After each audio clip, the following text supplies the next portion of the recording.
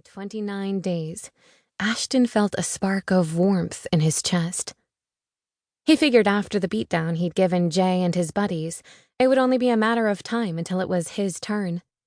In solitary, he'd gone through countless strategies on how to avoid the inevitable retaliation, only to find out now it would never happen.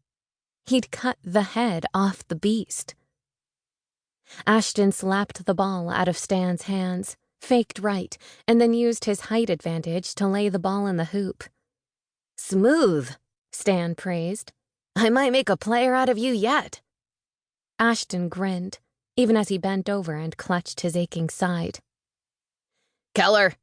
A guard approached the court, one who had repeatedly turned deaf ears to Ashton's complaints about Jay's reign of terror.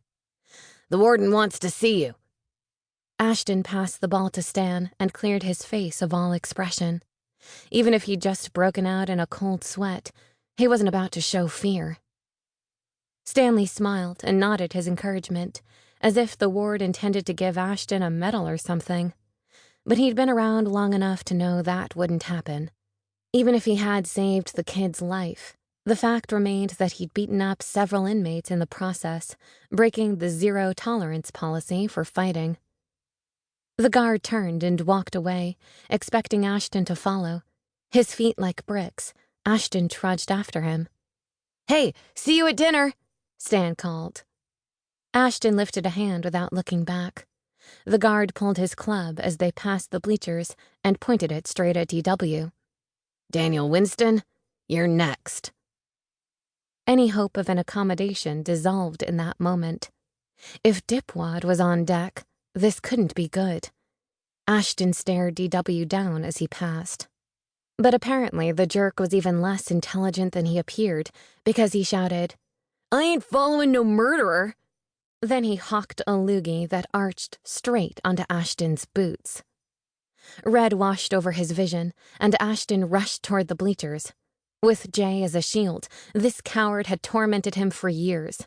No more. Ashton threw back his fist, and DW flinched hard. But the blow never landed. The guard caught Ashton's arm from behind and hissed, "Throw that punch, Keller, and you're back in the void." Blood roared in Ashton's ears. No longer a scrawny kid, he outweighed the guard by at least 30 pounds. He could easily pull away and get in a good slam to DW's blubbery face before the other guards could reach him. He'd already screwed up. Why not go big? He wrenched his arm out of the guard's grip, but then lowered his fist.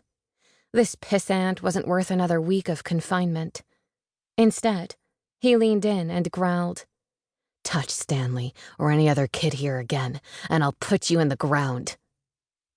Another guard approached and yanked him back, but not before Ashton saw a satisfying quiver of fear pass over DW's face. He stared him down until the guards forced him away. He'd had enough of others controlling his life. Those days were over. Ashton let the guards escort him into the building without a fight. Their boots echoed down the long hallway like jackhammers pounding in his temples. He clung to the familiar heat of anger, but it wasn't enough to hold back the questions. Did the ward want to hear his take on the Jay situation? No, that didn't seem necessary now that Jay was gone. Or could this be a status change? If they took away his work assignment on the farm, he would freaking lose it.